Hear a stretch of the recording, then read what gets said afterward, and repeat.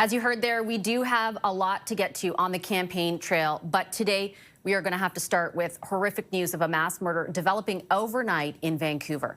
At least 9 people were killed last night and at least 24 others injured after a man drove an SUV into a crowd at a busy Filipino community street festival shortly after about 8 o'clock local time. Survivors are describing an absolutely horrifying scene as the driver plowed straight through the crowd. Vancouver police say the suspect is known to them and a 30-year-old man has been taken into custody. It was a lone male in his 30s, drove through at about 8:14 as I indicated.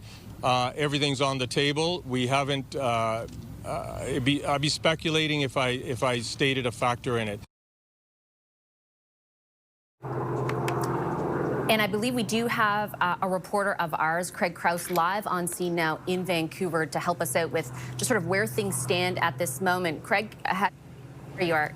Can you just tell us basically what the scene is like today and what more information we have at this moment? Well, good morning, Vash. We're here in this quiet residential neighborhood in South Vancouver as the sun begins to rise here on the west coast, right next to a high school. And I want to show you right behind me right now. So 12 hours ago, this was lined with food trucks. They still remain here at the scene, but there remains debris scattered across this quiet street that's now blocked off by police. There are evidence markers. There were investigators here a little earlier on. Police still remain here at the scene, and a body was taken away from the scene about a half an hour ago as this community and this neighborhood tries to grapple with what happened here last night. Vash, you said off the top there, 9 people have been confirmed killed.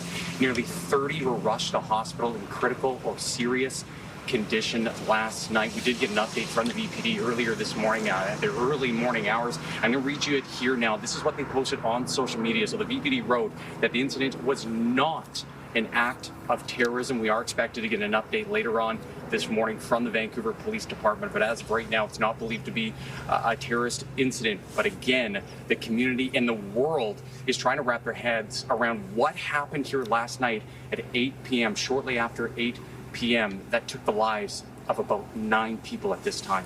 Vashi? Kraig, I really appreciate the update. Thank you so much, Kraig Krause, for us live on scene in Vancouver.